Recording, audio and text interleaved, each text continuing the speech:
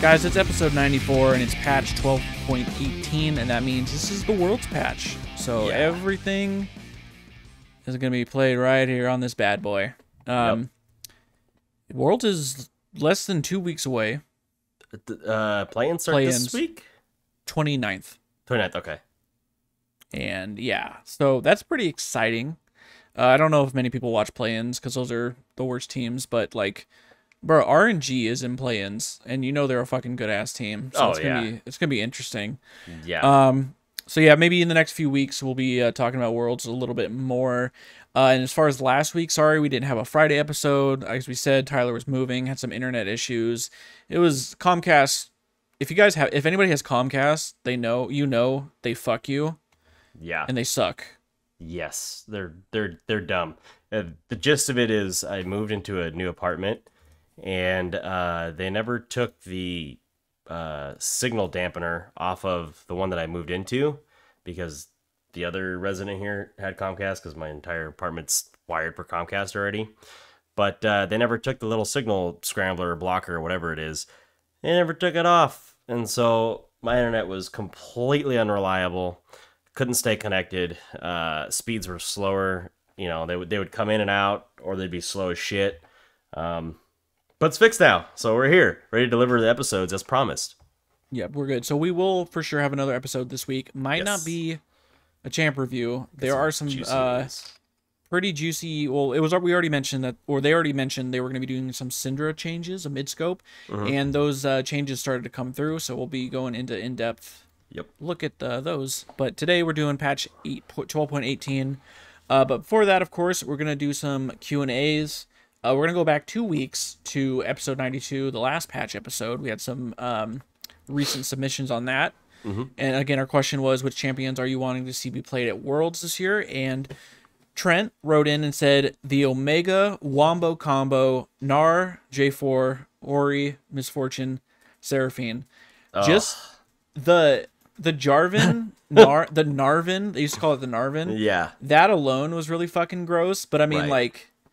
You got Orianna giving the ball to Jarvan, Cataclysm, Insta Shockwave with the Misfortune, and the Seraphine ult overhead. That sounds like the most disgusting combo I can think of. I remember Jarvan Galio was really popular at one point, and same thing. What was another one? It was like Galio Camille. I think was really gross too. Pretty gross. You could throw a Vayne in there and get a free condemn on the terrain. Like that's not a bad choice there. There's so many, like, with that much lockdown, Jarvan and Gnar or Jarvan Galio, just to, like, hold people in place, you can kind of piece anything around it. But I like your Dream Team combo because that's fucking disgusting. So, Trent, thank you. And then we also had Thoticus, who said, I like seeing tanky supports, so something like a Tom Kench, although I remember set support in Season 10, and I want to go back to those days. So, for sure, we'll probably see Tom Kench, but it's definitely going to be... I think the only way we see him is with a Senna. Right. Obviously. That's like the most common. Set support could be coming out. You know, Set got buffed last patch. That's the Hui special. It is. I think you might be pretty apt to see some Alistair. You might even... I know on this patch, they spoil their Maokais on this patch. I didn't really see what they're doing to him. There could be a possibility that he maybe makes it back in the meta as a tankier support style as opposed to the damage support. So... I think you have possibilities there to see a tanky support. Obviously, Amumu is like the one that people are playing in international across the world as a support, and it works pretty well just because Amumu is like you just go in and that's what you do. It's kind of like Leona, right? You just Leona, you press E, and Amumu, you press Q, and with Amumu, if you miss, you get another shot. If you're Leona, you press E and then Q, and then you ulti, and you basically are the living embodiment of never move. So yeah, I think you have a good opportunity to see a lot of tanky supports coming in. And then next, from last week's episode was our honor rewards episode, and our Q&A was, what would you do to better incentivize, what would you do to incentivize better behavior? Joa wrote in, he said, it's very simple. Let the people who are honor level 5 get 1 free skin token for the year, so you can get a skin for your main champ. If you're an orange champ, rest in peace. You're gonna be waiting another 6 years for an orange skin. Seriously. Orange, and what was the other one that we just were talking about the other day that made the list that hasn't had one in a hot minute? Oh, Zillion. Zillion's the 1,000-day club. Yeah, he's got nasty skins too. Like his base model is probably his best. Blood Moon's cool, but like, you know what? There's for sure people out there that love Sugar Rush. That thing is fucking gross, dude. What is he doing with his lips? Like he's got God damn it, the Dragon Ball Z dude. Is it Mr. Popo? Oh, okay. He's got Mr. Popo lips in that skin, dude. Kind of gross. I like the idea. I feel like if they did that, they would have to put some kind of stipulation where it's like, because I feel like everyone would just get a legendary skin. Let me pick a prestige skin, maybe. Oof, that's right. That might be less likely. But you're incentivizing people to get it, right? Let me pick one prestige skin, and it has to be one that came out that year. You know, because now they're doing the Prestige 2022, and then I'm sure next year will be Prestige 2023. You know, when they revamp some of these. Oh, I didn't even think about them continuing to revamp old Prestige skins. That's fucking stupid. But you know, that's what I'm thinking. Like maybe not a legacy one, but like, you know, right, a revamp one. But that's maybe a thing. You know, but I think otherwise, you know, if you don't make it exclusive enough, you don't get enough people to buy in, right? If it's just like, any fucking skin, I have all the skins, I don't give a shit, or whatever, you know? Yeah, I do like the idea of, like, giving me options instead of just a Malzahar skin, which is what people are gonna get, so... Which brings us right into the poll, and we asked if you guys were happy with the Honor Malzahar skin, and nobody is happy about it. 100% Sorry, said Riot. no, baby. No, we don't like it. We don't want it. That's not our Honor skin. Yeah, that's weird. Well, yeah. All right. Well, moving on in. Let's get to patch 12.18. Yes. One thing to note, and you know this is funny because I forgot to mention this to you because you already made the thumbnail.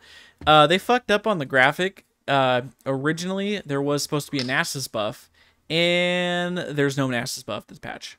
It's okay. It's not. I didn't mention Nasus on the graphic. That's good news. We're saved. Well, I mean, like the little highlight thing. Yeah. Right.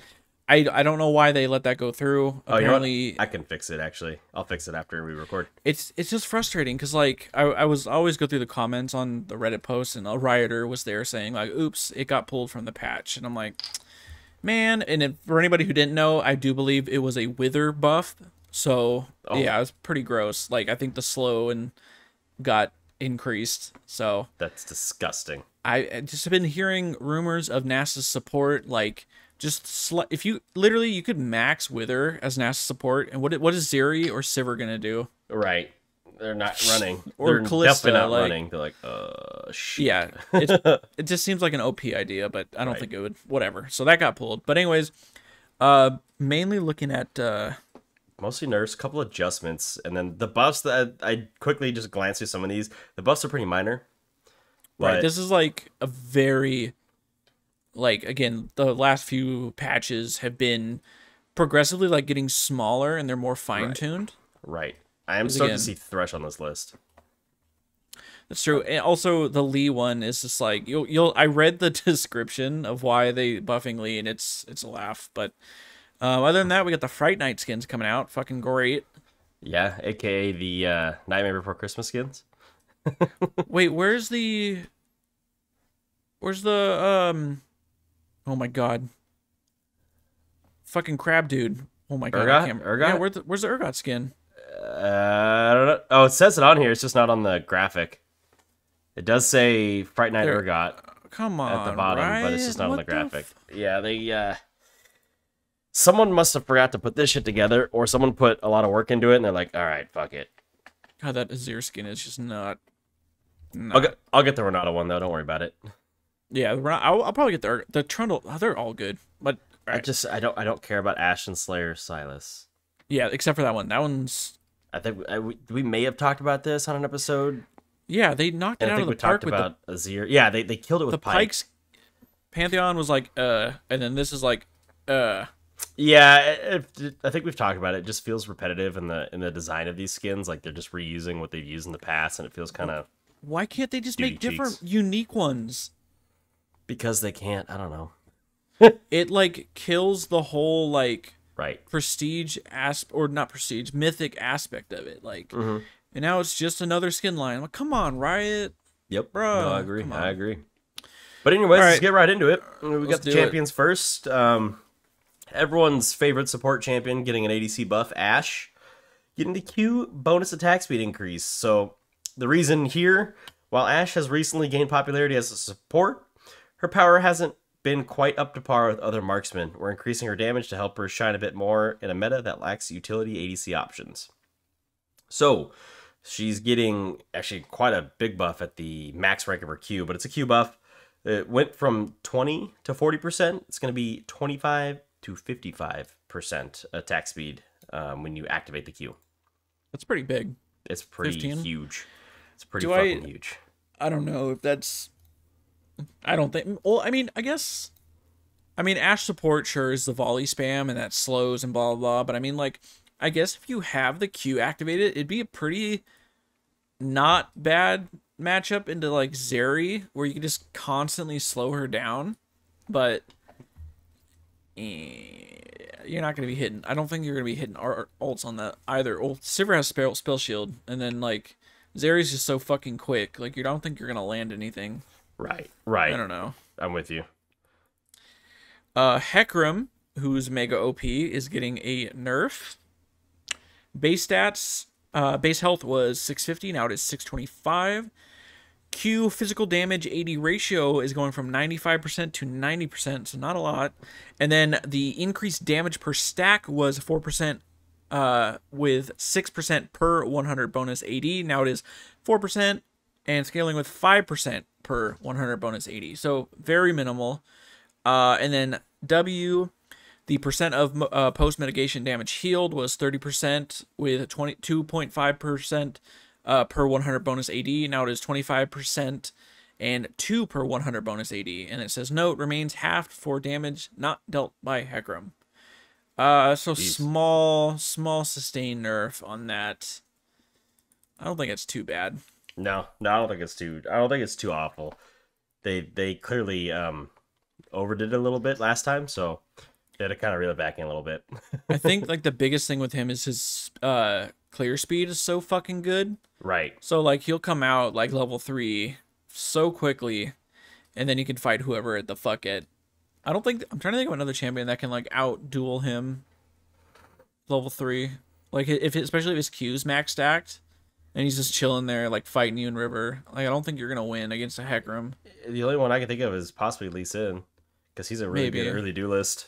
Lee Sin and maybe Shaco if he can cut you around. But, like, that's really all I could think of. Mm-hmm. All right. Down to his servant, Kalista. Kalista is getting a base health decrease. She's been all over pro play. So they're just going to bring her down just because her lane phase is super dominant. But she's kind of like Draven, one of those champions that just has to get ahead. And if you don't get ahead, you're just useless pretty much. Although she is good at securing objectives. She's going to lose 30 base health from 604 to 574. Can I really quickly correct you on what you said? Did I say his servant? Sorry, it's Viego's servant. But minor spoilers because I'm still reading Rune Nation. It's awesome. They are engaged to each other. They are supposed to get married. So got it. That's where I'm at in the book. I'm like chapter 7, and it's good. Noted. But yeah, they are arranged to get married. So married. They're getting a marriage. That's what I'm saying. They're getting a marriage. They're getting a marriage. Moving down to Kayn. Darken form Q bonus 80 scaling decreased. So Darken damage was 65% 80 with 5% of the target's max health and 5% per 100 bonus AD to 65% 80 with 5% of the target's max health and 3.5% per 100 bonus AD. I hate when they have these fucking like stats. It's so fucking it's a mouthful to say, and I feel like I'm gonna trip over my own fucking words. Right. But it's literally going from 5% per every 100 AD, and then it is or it's 100% of your bonus AD, not per 100, whatever the fuck. It's going down by 1.5%, so it's not that much. All right, I think we can deal with that. I think we can make that work.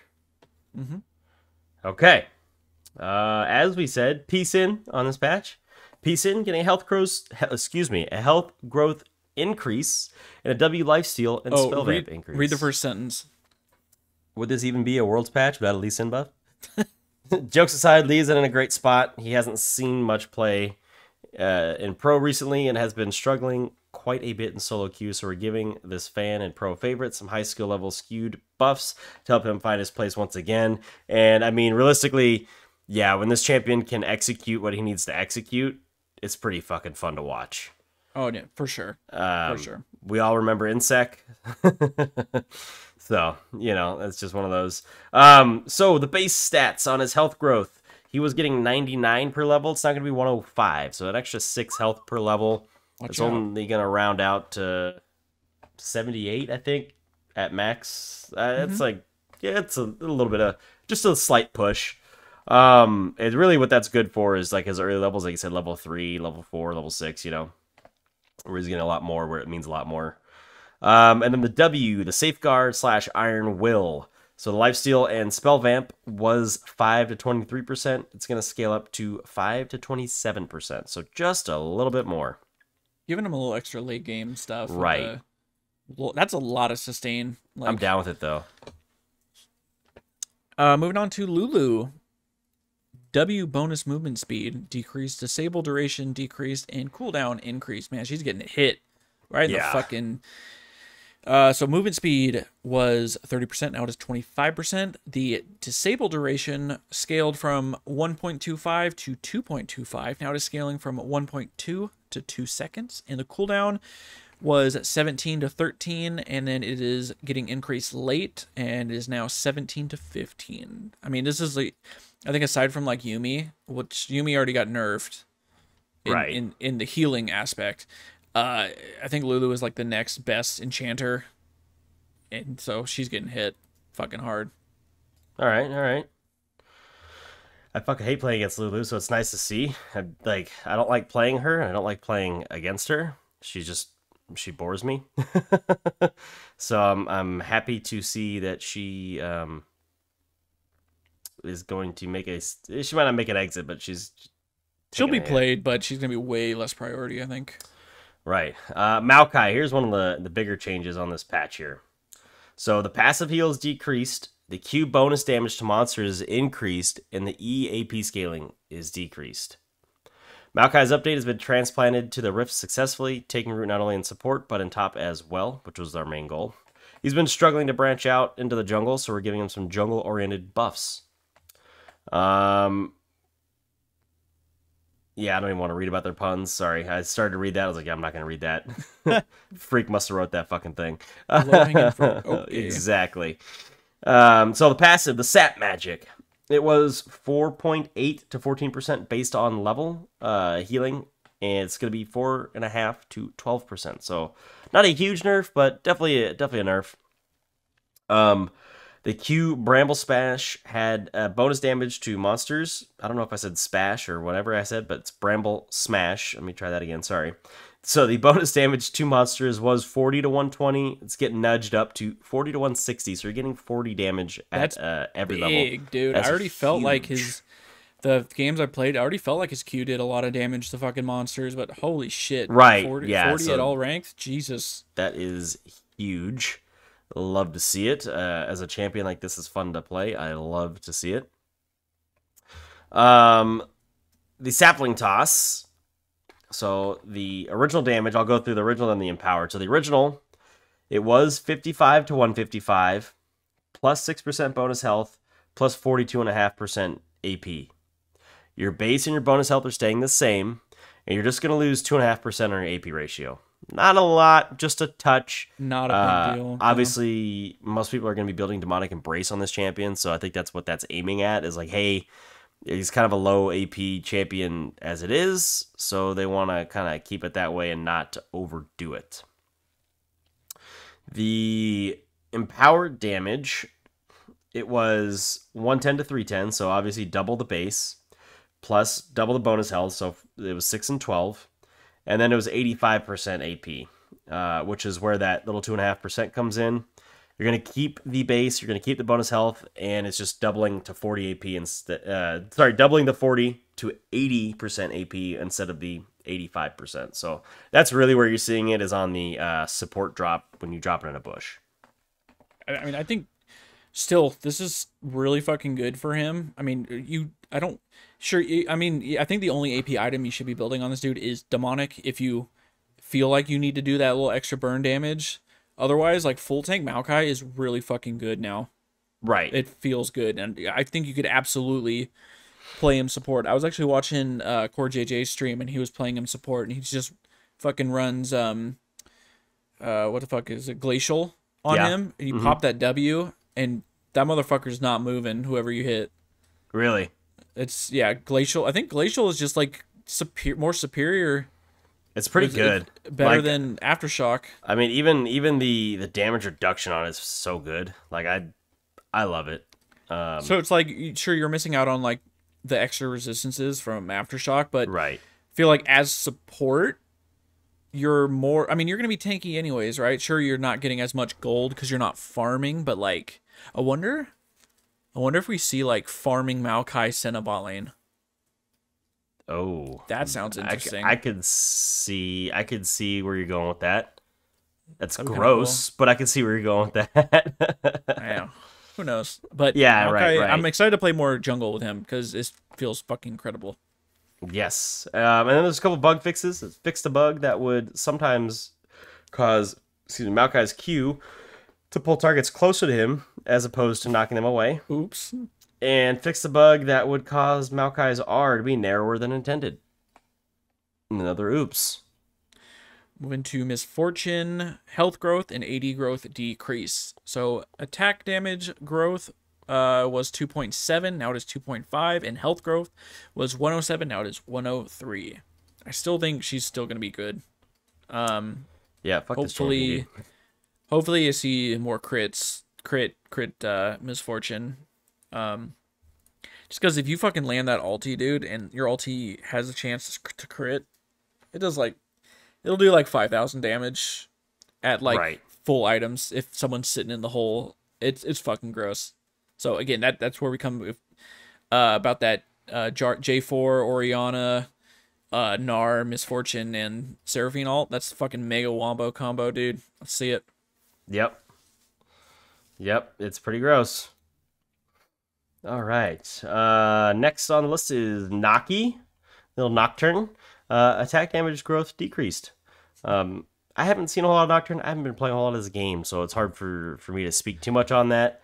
They're just saying he's been a little too strong from the buffs last patch, so they're dropping his attack damage growth down by 1/2, from 3.1 to 2.6. So just a slight little nerf there, not trying to completely annihilate the man. I feel like what Nocturne's used for now is like just utility. It's not about like back when the new items came out, like when Duskblade first came out, everyone's like, oh shit, Nocturne flying in one shot. And especially in pro play now, all I see is people build Stridebreaker and then fucking Anathema's second item, and you just turn off the lights for your team. And like, especially if you have like a Kennen, again, this is just pro play, but like Nocturne Kennen is so fucking gross. I feel like Nocturne Maokai could be really fucking gross because like you're not going to see where the ultis are coming from. Right. And you're literally just flying in to tether and fear your target. And if it's, if you have your Anathemas on the enemy ADC, they're not going to do shit to you. They're going to lose tenacity and they're just going to be feared for 6 fucking years. So right. I feel like he's just a utility champion now. Yeah, I mean, that's all you're using him for, is just to hit the lights. All right, Thresh. This is. I feel like this is similar to like Lee Sin. They just want to see Thresh play to Worlds. Yes. Health growth increased. E base damage increased. All right, health growth was 115. Now it is 120. And E, the flame magic damage was 65 to 185 with a 40% AP scaling. It's going to keep the 40% AP, but the base is going to go up by starting at 10 and then it's going to go all the way up by 30 at rank 5, so it's 75 to 215. That's pretty big. I mean, do you generally max Flay first? Right now he's on a Q max. There was a point in time back in the day where you would max Flay, just because you get that nice pop damage and you can kind of poke with him. It just depends if you want to play more aggressive or a little bit more like hey, I just want to hit the hooks, you know what I mean? So that's kind of what it comes down to. Like, hey, am I really trying to just blow these fools up? Because if that's the case, yeah, let's blow them up. Or am I just trying to poke a little bit? Or, you know, it just kind of depends what you're trying to do. Obviously, the Flay is a pretty disgusting ability if you can use it well. Obviously, the Flay into the ulti into the box is a pretty gross combo as well. But to see his health growth go up by an extra 5, super helpful. This champion is like an off tank, and so a lot of times you build a little bit more utility and sacrifice tank, or vice versa. That's kind of like the juggle with Thresh, right? So to give him a little bit more health is certainly helpful as all hell. I feel like this dude's gonna like one shot someone because they buffed his Q damage a few patches ago. Yep. Like it was, what's it, like 100 at level 1? It's fucking insane. I think it was. Did they buff his souls too? I think they did. His soul collection. I think it's a 1-to-1 ratio on the armor and AP now. Yeah, I think so. Yeah, Thresh is. I'll be surprised if he's not played a lot. Oh, absolutely. I couldn't. Weird. I would expect him to be played for sure. So. All right, give me some deer. The deer, yeah, man. There's a lot going on here. That's why he's on the graphic for this week. Base health decreased. Armor growth decreased. Q mana cost decreased. AP scaling increased. First 2 attacks now gain 50 range. Awakened Q now deals additional maximum health damage on the first 2 attacks. W% healing decreased. Lifesteal now scales with rank. Our base damage decreased. AP scaling decreased, and damage to minions adjusted. So basically, they're saying, like most new and updated champs, as you get more used to the new deer. Oh, he said it. Exactly, they said it. As you've gotten more used to the new deer, the stronger he has become. Now he's a tad more powerful than we'd like. Our goals with these adjustments are to bring his scaling down a bit, shift some power from his R max to his Q max, particularly in lanes, and reduce the strength of his W max second, incentivize players to take at least 1 point in Q early.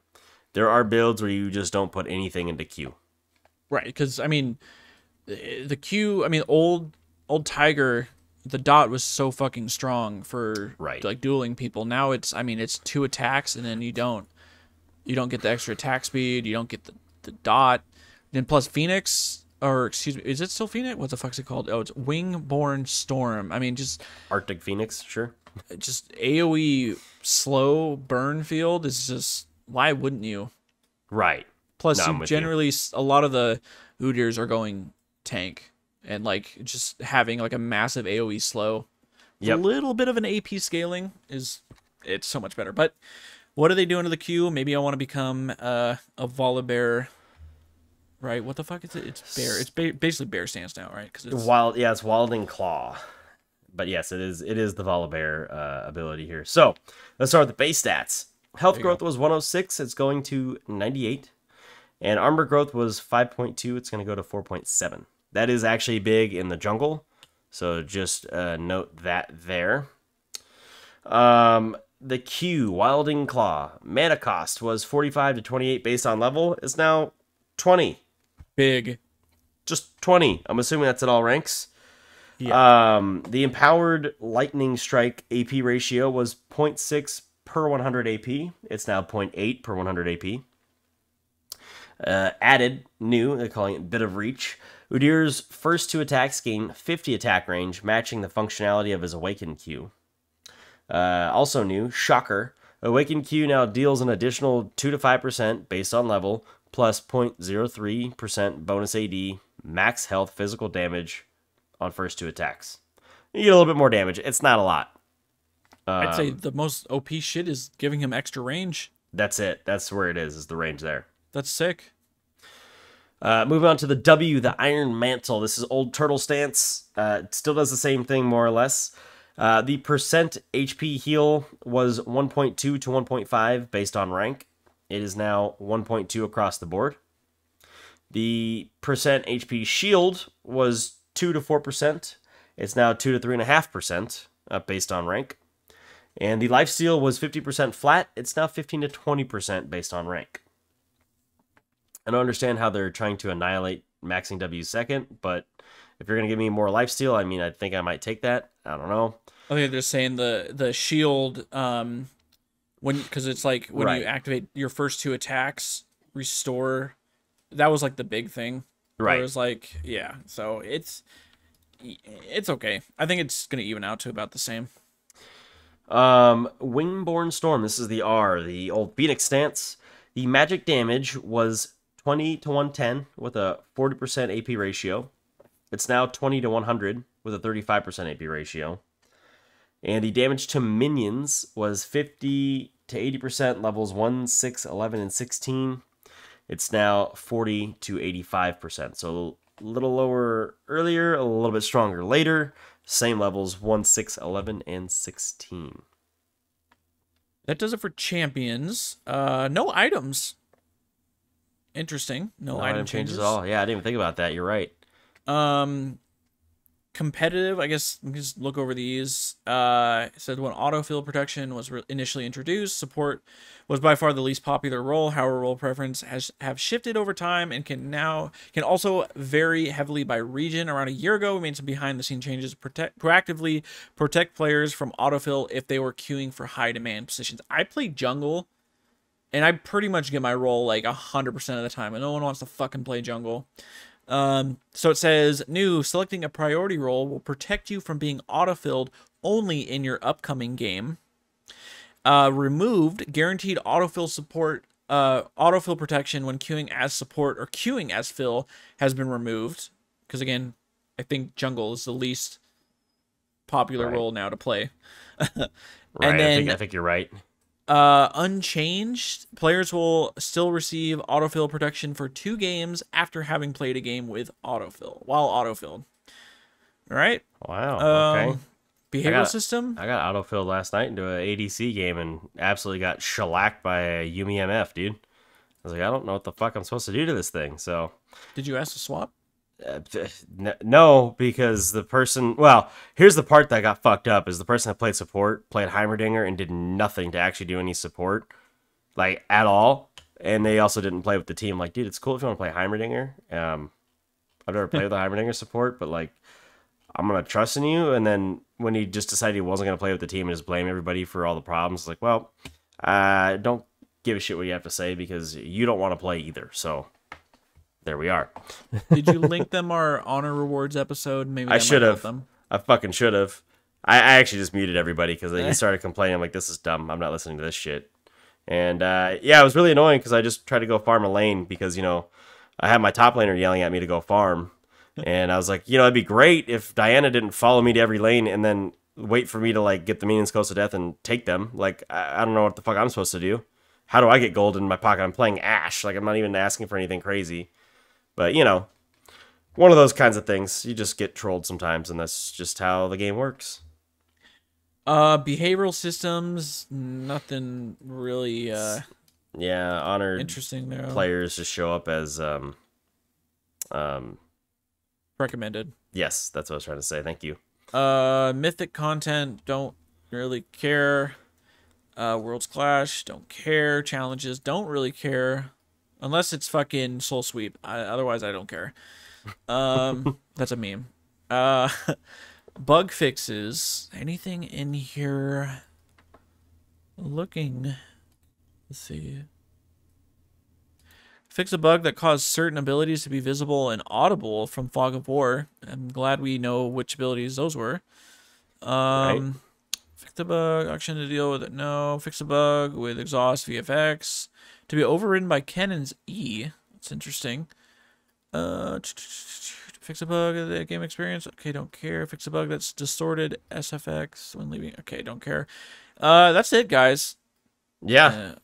There we go. There's the Urgot skin. Incredible. incredible. I don't know how it didn't make it onto the thing, but absolutely incredible. Oogie Boogie Urgot. Any suggestions on a poll and or Q&A? What do you think? Q&A is... Yeah, I don't know. I mean, there's nothing really going on in this patch. That can, there's not really anything to like base off of. I would just leave it open for anybody that wants anything to write in, or you guys want something, you want to shout out something. I'm gonna leave that open for you guys. I know I get a few people that, or we get a few people that respond regularly, and we have been seeing some new faces in there. So for those new faces, you guys haven't had an open forum option yet. So I think that sounds like a fun way to go. So yeah, write in whatever you want. Questions, you're pretty much free to write whatever it is you want. So and then poll, are you guys excited for Worlds? Yeah. Let's keep it easy. That is gonna do it. As always, guys, like and rate our podcast wherever you're listening to right now. Sub to us on YouTube. I'm still trying to get some gameplay figured out. We'll get that up there. Join the Discord. We got some people that are joining the Discord more often now. It's great to see you guys. And just hit the link tree, find the place that's gonna be best for you guys to get in touch with us, and we want to hear from you. So it's good seeing new faces and talking to people. So that will do it. We'll be back on Friday, and again, I think we're gonna be talking about Syndra and some Syndra changes. So get stoked for that. Yes. All right, guys, we will see you then. Later, y'all.